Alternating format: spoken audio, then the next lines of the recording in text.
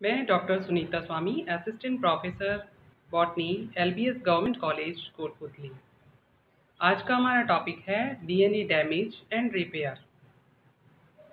कि जिस तरह से म्यूटेशन के अंदर किसी भी बेस पेयर के अंदर डीएनए का जो बेस पेयर है उसके अंदर कुछ चेंज आ जाता है, उसी तरह डैमेज के अंदर किसी भी कारण से, चाहे वो यूवी रेज की वजह से हो, चाहे किसी और तरीका जैसे कि डीएमिनेशन की वजह से हो, तो डीएनए डैमेज हो सकता है।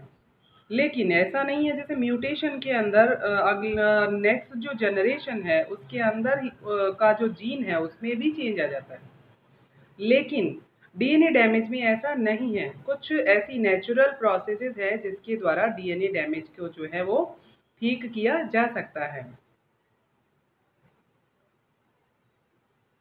कि जो डीएनए रिपेयर है उसके ऊपर किन किन वैज्ञानिकों ने काम किया और किनका सबसे ज़्यादा कंट्रीब्यूशन रहा। तो कुछ साइंटिस्ट हैं जैसे Thomas Lindahl, Aziz Sancar, Paul L Modrich, जिन्हें 2015 का नोबेल प्राइज मिला केमिस्ट्री में, और इन्होंने डीएनए रिपेयर प्रोसेस पर काम किया कि डीएनए का जो डैमेज है वो किस तरीके से हो सकता है। सबसे पहले है कि जैसे साइटोसिन है, साइटोसिन के अंदर अगर डीएमिनेशन हो जाए तो साइटोसिन किसमें बदल जाएगा, कौन सा ऐसा न्यूक्लियोटाइड होगा जिसमें वो परिवर्तित हो जाएगा, तो वो है यूरेसिल के अंदर। अल्ट्रावायलेट रेडिएशन के द्वारा कैसे चेंज हो सकता है कि जैसे अगर कोई न्यूक्लियोटाइड है जैसे कि थाइमीन है, वो अल्ट्रावायलेट रेडिएशन से एब्जॉर्ब कर लेता है, तो उसके अंदर क्या चेंज आ जाएगा कि थाइमीन डाइमर जो है उसका फॉर्मेशन हो जाता है। मिथाइलेशन, कि मिथाइलेशन कैसे हो जाएगा, यानी कोई भी न्यूक्लियोटाइड जैसे कि ग्वेनिन है, वो अगर एल्किलेशन प्रोसेस के थ्रू कोई एल्किलेटिंग एजेंट है उसके थ्रू अगर एल्किल ग्रुप को ले लेता है, यानी उसके अंदर जो मिथाइल ग्रुप एंटर हो जाता है, तो जो ग्वेनिन है वो किस में कन्वर्ट हो जाएगा, मिथाइल ग्वेनिन के अंदर।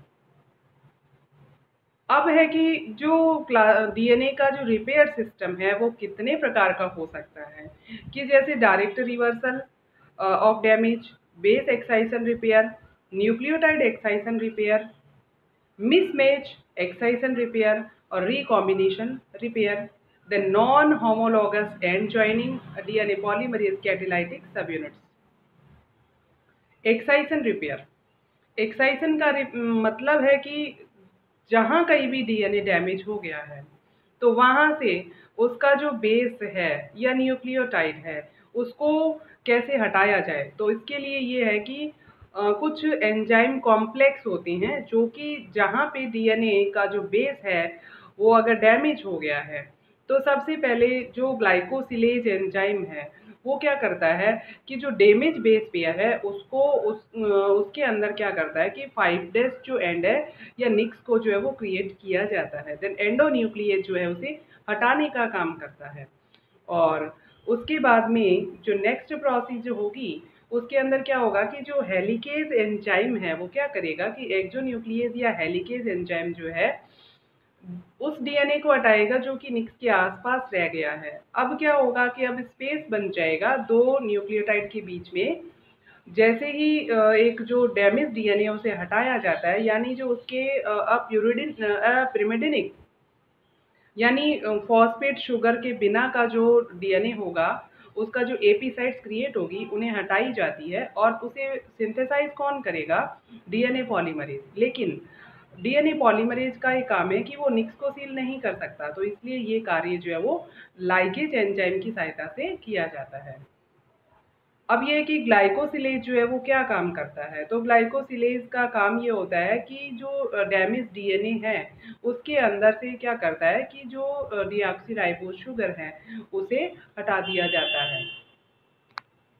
अब रिपेयर सिस्टम है कि फोटो रीएक्टिवेशन के अंदर क्या होता है कि फोटो रीएक्टिवेशन के अंदर जैसे कोई भी डीएनए है उसने यूवी रेडिएशन को एब्जॉर्ब कर लिया, यानी वहाँ पर क्या हो गया कि डीएनए जो है वो डैमेज हो गया। तो इस सिचुएशन के अंदर एक एंजाइम है डीएनए फोटोलाइसिस, वो क्या करेगा कि जहाँ से डीएनए डैमेज हुआ है, यानी जैसे डीएनए डैमेज हुआ और थाइमिन डाइमर बन गया, तो डीएनए फोटोलाइसिस एंजाइम उस जगह से वो जो डाइमर बना है थाइमिन का, उसको तोड़ करके दोनों थाइमिन को जो है अलग कर देता है।